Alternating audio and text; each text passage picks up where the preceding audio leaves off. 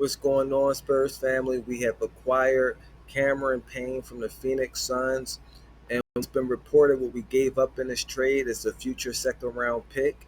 There are no further details yet on what that selection, whether that selection will be protected or not. But Cameron Payne is a excellent player. He's a good scorer. Last year he averaged around 10 points.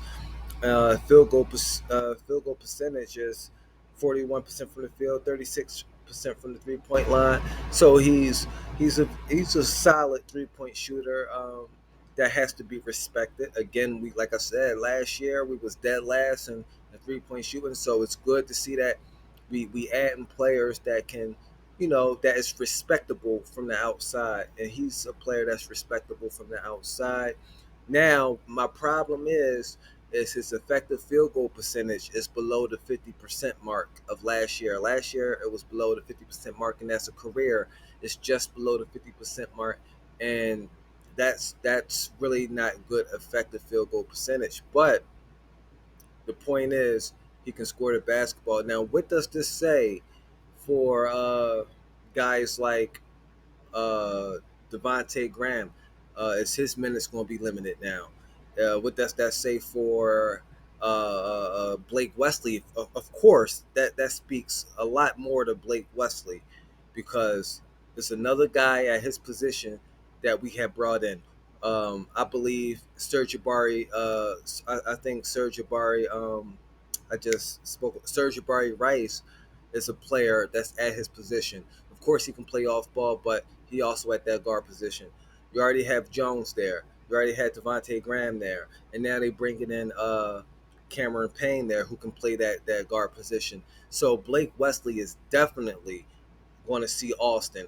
I don't think he's touching the floor on the varsity team for a while. But then again, that's my opinion. I don't know whether Popovich and the staff have different ideas, but I say this speaks a lot more to Blake Wesley.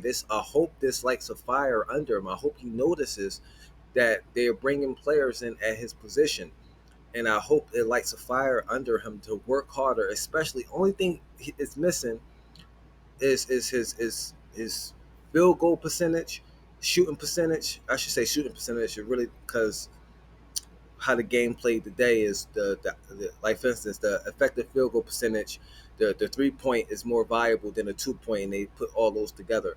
So if he improves his outside shooting and limit his turnovers, if he limit his turnovers and develop a decent shot, just a respectable shot, he can be a tremendous player for us in the future. But I think his future is in question if he's not developing that shot and we continue in bringing players in that position. Now, I think it's a good idea because last year we ain't have enough players at that position.